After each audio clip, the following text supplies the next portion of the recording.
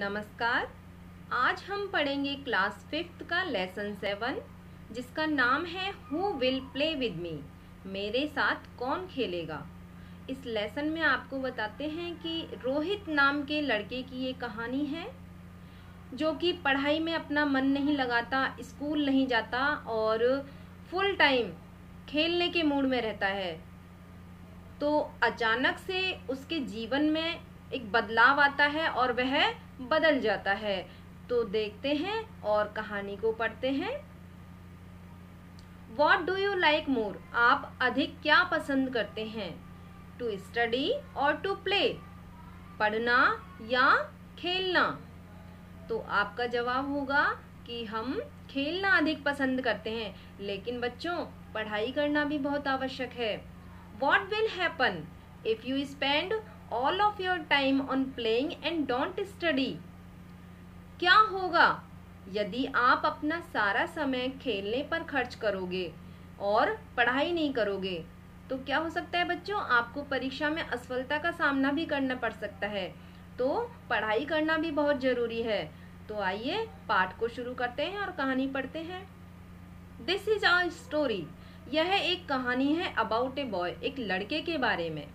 Who does not like to study at all, जो कि बिल्कुल भी पढ़ाई करना पसंद नहीं करता है।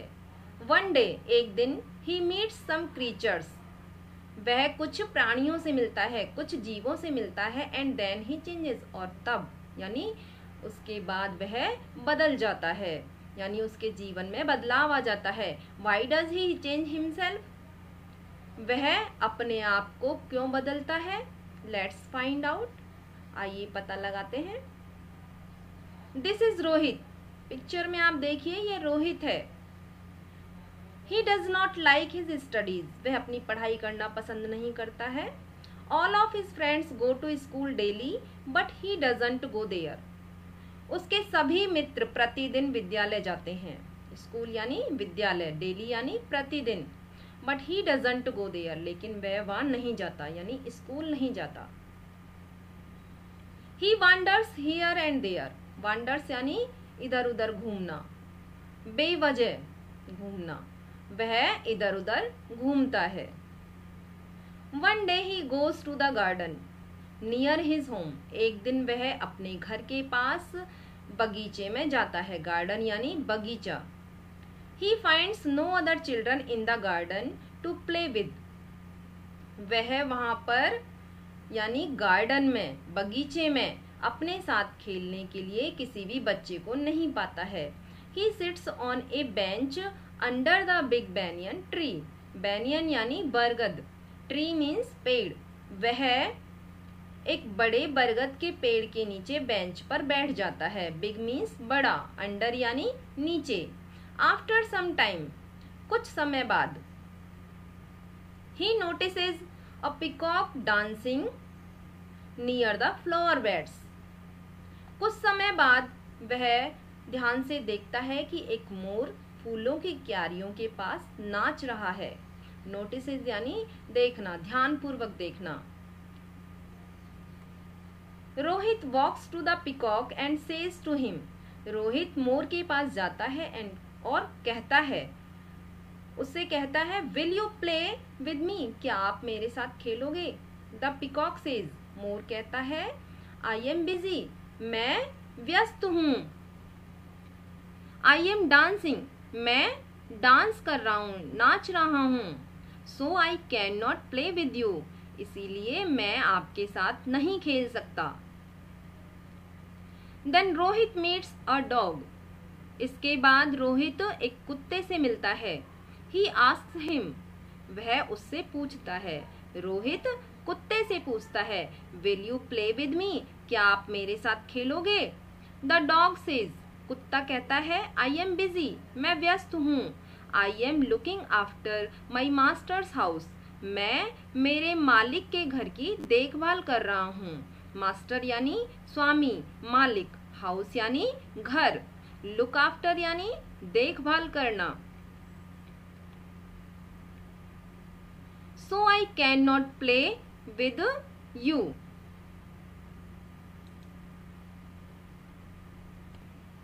कुत्ता क्या जवाब देता है कि इसीलिए मैं आपके साथ नहीं खेल सकता हूँ। He happens to see a parrot, crow, sparrow and horse. वह यानी रोहित एक तोते से, कौवे से, गौरैया से और घोड़े से मिलता है।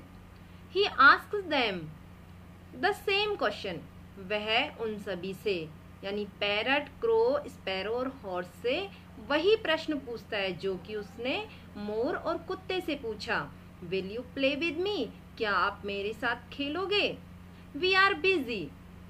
We have many things to do. We cannot play with you. They reply. उन्होंने क्या उत्तर दिया? वे उत्तर देते हैं We are busy. हम व्यस्त हैं। We have many things to do. हमारे पास करने के लिए बहुत सारे कार्य हैं। We cannot play with you. हम आपके साथ नहीं खेल सकते हैं। This has a great impact on Rohit. इसका रोहित पर बहुत अधिक प्रभाव पड़ा। He says to him. He says to himself. उसने अपने आप से कहा All of them are busy. सभी व्यस्त हैं। यानी कौन कौन? जिन क्रिएचर्स से वह मिला था वे सभी व्यस्त हैं। They are doing something. वे कुछ कर रहे हैं यानी कोई ना कोई उनके पास कार्य है जिसको वे कर रहे हैं। It is only I. यह केवल मैं ही हूँ।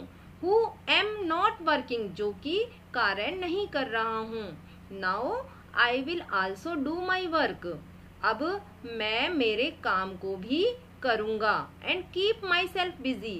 और अपने आप को व्यस्त रखूँगा। I will give up my laziness. Laziness यानी आलस्य, सुस्ती। Give up माने छोड़ना या त्यागना। मैं मेरी सुस्ती को, आलस्य को छोड़ दूंगा। He returns home. वह घर वापस लौटता है and decides to go to school daily. वह प्रतिदिन स्कूल जाने का निश्चय करता है। He starts studying attentively. Attentively यानी ध्यानपूर्वक। वह अपनी पढ़ाई ध्यान से करना शुरू करता है। And completes his homework also. और अपने गृह कार्य को भी पूरा करता है। He learns his lessons regularly. वह अपने पाठ नियमित रूप से याद करता है। In the evening और शाम के समय He goes to the playground. वह खेल के मैदान पर जाता है and finds his friends there. और अपने मित्रों को वहाँ पाता है। He plays with them.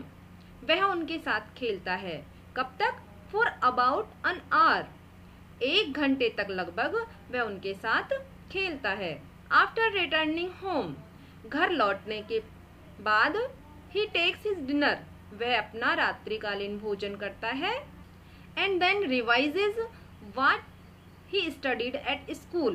और भोजन करने के पश्चात वह स्कूल में जो पढ़ाई की थी उसको रिवाइज करता है यानी उसका दोहरान करता है। With this change in his behavior. Behavior यानी व्यवहार। इस व्यवहार के साथ, इस बदले हुए व्यवहार के साथ he is now liked by everyone. वह प्रत्येक व्यक्ति द्वारा पसंद किया जाता है यानी सभी उसको पसंद करते हैं। His teachers praise him for his punctuality. उसके अध्यापक उसकी समय की पाबंदी की प्रशंसा करते हैं। Punctuality यानी समय का पाबंद होना। And his parents feel proud of him. और उसके माता पिता, पेरेंट्स यानी माता पिता, उस पर गर्व करते हैं।